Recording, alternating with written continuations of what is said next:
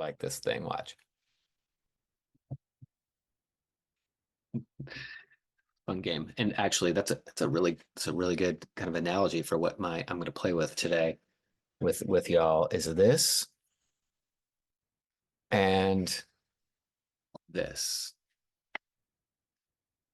So when I'm looking at myself, we can look at ourselves. So say I want to feel what's going on right here in my upper lungs right here. I can close my eyes and I can feel from here. But then I can then take my attention out, right? I can look at myself from here, feel the breath, and then watch what I'm doing with my aperture of focus in space. So now, feeling into that spot. But now this whole space is being breathed. It's what I want to talk about in this session here. Is I just got off a call with a client who's been struggling, with a horrible um, life ruining, at least for a while, and life threatening. It sounds like it was pretty close. It's about with like long COVID and fibromyalgia and exhaustion and POTS and stuff. And again, I'm just working with her with the yoga of focus and breathing and posture and distant energetic connection, not to treat the long COVID, but to help this person find a freedom, find herself in the middle of this chaos. And in the finding of herself, like, what is self? What is self, and what is the experience that has, oh, because we just got off the call, and she's like, whoa, that one was different. She's like, I feel like I just came home to myself. She's like, I even heard my name, which was, she even heard me speak my name. She's like, it's so me.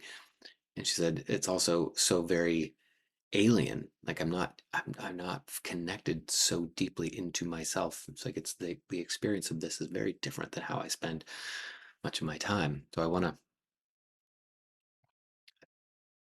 I get the question regularly, and I got it a lot in years past when I was working with a lot of people. The question was, what can I do on my own to help this experience of whatever this awakening thing is, whatever this energetic merging with the moment yoga experience? What can I do on my own to take what we're doing with pairing, energetic co-regulation? What can I do on my own? And I've got other videos about this, but I talk about it differently each time.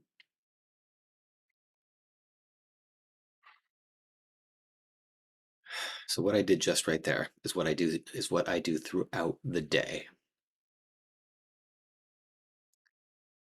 to manage the day, to manage the chaos, to find again the ever moving, blissful, and is it blissful?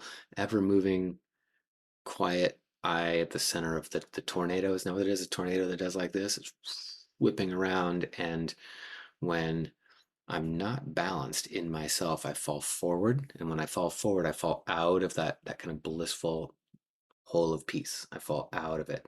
And then I'm in the chaos. And when you're in the chaos, you look around and like, where the heck am I? Like I don't know what just happened. And from here you can't see where this is.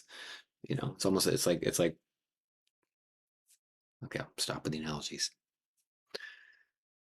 So how to go from here to here and here to here, because this is like a tide at the ocean. One more analogy. It's like the tide of the ocean. Oh, tide comes in, tide goes back out.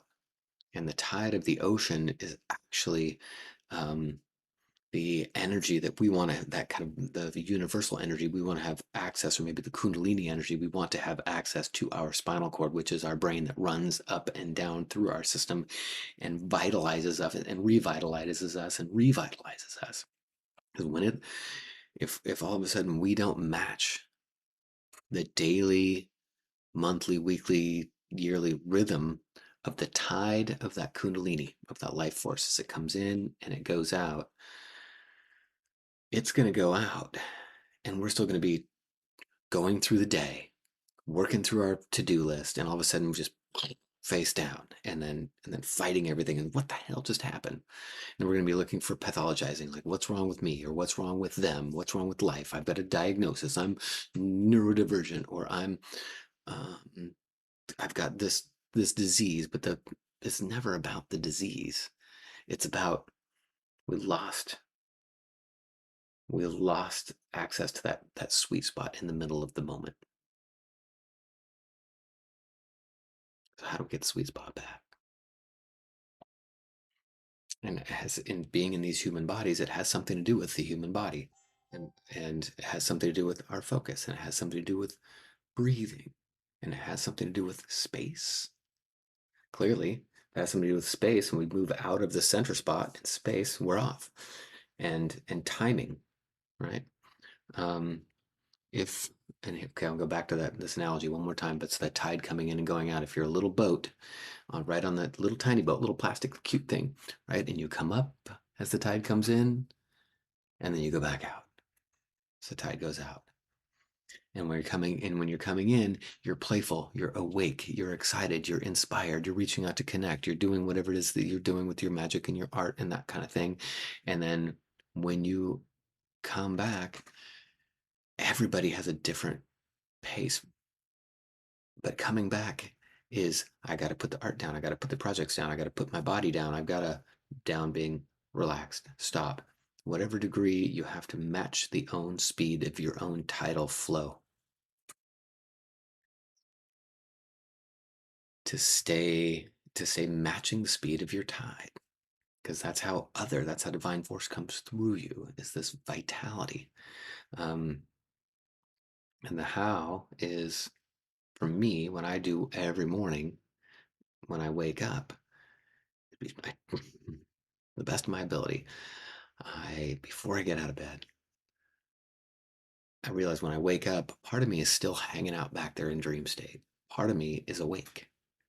But if I get up right then and I just put on my shoes and I go and I make some coffee, um, I'm gonna be missing stuff. I'm gonna reach for the coffee. I'm gonna it's gonna multi if it's a multi I have a multi-step coffee making routine, and that's one of the ways that I can tell whether or not I've actually, what I call, match my own speed,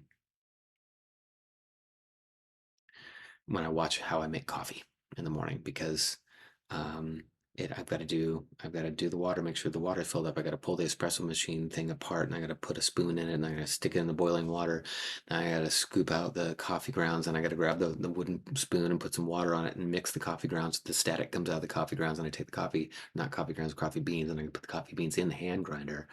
And then when I'm in the middle of my grind, I'm probably getting close to the water getting to a boil over there. Then I could take the thing apart, take half of it out, bring it over, pour the thing in, stir it. So there's a multi-step process. And and I want to be awake, but allow habit to come through me. So how do I? Because I want to be in flow. I want it to feel good. And if I'm in flow and it's feeling good, I'm allowing habit to move me through the choreography of the routine. It feels amazing when I'm not trying to figure out what am I missing. And so this is how I've managed to make coffee this mirror for how well my day is going to look. My coffee routine always goes more smoothly when I have dream state merging with the waking state. And what does that mean? I don't know what it means. Um, the way I'm gonna just this is how I do it. I pay attention in here to what does the breath feel like as it's coming right in here. And where do I look from? I look from close, like I feel like I'm looking right here, and I feel it from here. And then, and I'm doing all this while I'm lying in bed. Then I'm gonna go way out. I can feel like I'm way out here looking in. I feel like, how does it feel to be space, breathing space that also includes a body? So I do that in one position, and then I go down to this position right here, which is right at the bottom of the diaphragm, where this little bony, pokey, outy thing is, and I'll bring it all the way in, and I'll bring it all the way out.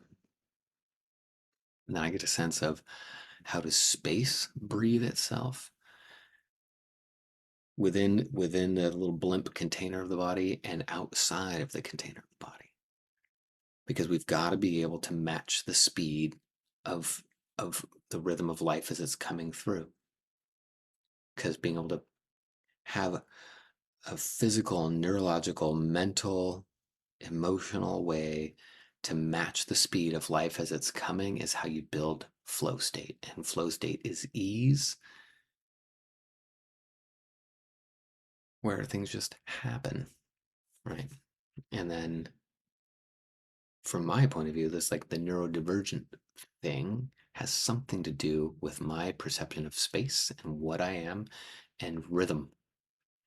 Space and rhythm. And when I can match space and matching the rhythm, then I can kind of slipstream right into, um, being a bird that flies with a flock, or being a fish and then swimming with the flock. Um, and from my internal world, I'm not neurodivergent. I'm Craig, and I perceive myself as space and motion and rhythm. And when I attend to how I do space and motion and rhythm, and here that has to do with how do I every single morning switch from breathing to being breathed. That's huge. So I'd say write that down. How do I switch from breathing to being breathed? If I'm breathing, I'm a separate thing. Breathing, or any ounce of effort I'm using to breathe, I'm stepping away from the subconscious part of me that breathes me. Now, this is the one thing I do with my clients, that wherever they are in the world, was always how we start. And rarely do we actually have to go beyond this one exercise, is matching the speed of breathing and being breathed. Now, playing with this one exercise, people who are struggling with how do they find this piece in the middle of, whether it's been their autism or their fibromyalgia, rheumatoid arthritis. Um, what is this other person? This one woman had this 60 something years old with, like, hadn't been able to sleep since she was, I was like 10 or 13 or something. She'd been like shoved against a fence. I don't remember the exact, but ever since then, her body was in this panicky thing, this trauma thing. And she tried all the things, like 50 years later, you guys.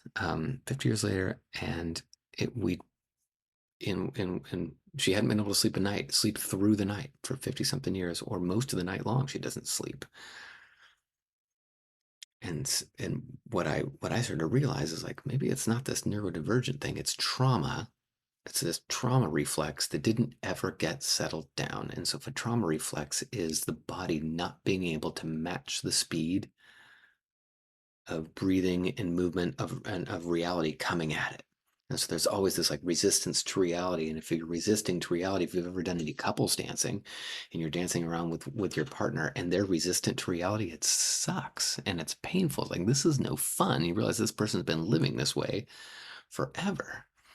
So how do we dissolve that resistance and move us back into that flow state? And this is what I have to do every single morning, because I've had trauma, like so many other people have had trauma. And not hacking the system, but how do we match the system? Now, let's do that. I'm just saying this now for the first time. Instead of hacking the system, the best way to hack the system is to match the system, is to match your own design. You're designed with a vagus nerve that's here and here and here. Those are the three main branches. I mean, it's one long trunk, but the three main branches, the best way to find the front door to get in to the subconscious. And the subconscious is usually running the show, right? It'll come in. That's your shadow side. That's the dark side. That's got the stuff that you are aware of and aren't aware of. And that's going to come in and cause these reflexes, and the turning away or turning towards is your preference, and your dispreference, whatever the opposite of preference is.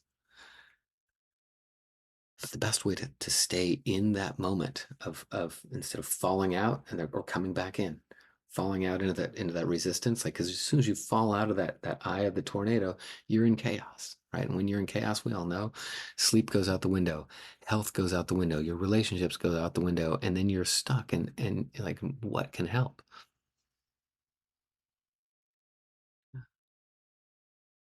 And just like I did there, this I've habituated cutting all of you all off. I'm just cutting you off, and I turn in.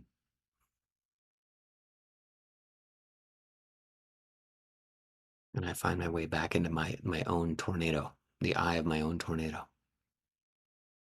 And when we do it by matching our own system, here, here, and here, we find our way back into that flow bubble, that bubble of flow. And we're matching our own speed as the tide of our energy comes in, and the tide of our energy goes back out. And as soon as we try to resist that tide, we're out of it. We're off center. You're off your balance point. You don't sleep. You don't think straight. You start looking for your diagnosis, why things are wrong. And you may be good to find a diagnosis, because maybe you need more electrolytes. You need more exercise. You need to be around different people, right? Arrange things in the world differently. I mean, this is the brilliance of feng shui, right? Like, interpersonal feng shui is, instead of worrying about the physical things around you, you orchestrate the container of people you put yourself around, like nervous systems that you have around you. You will establish the flow state in the experience that you have. So you've got physical feng shui, which is hugely impactful for how our energy moves. But then interpersonal feng shui is going to be also hugely impactful. Rest, exercise, diet, relationships. Rest, exercise, diet, relationships, and then having what I call a mystical mechanic, somebody that does what I do, which is just a particularly trained nervous system that knows how to come in and find you in the chaos and help you find your way back into that flow room. That's all I got for you today. All right, y'all.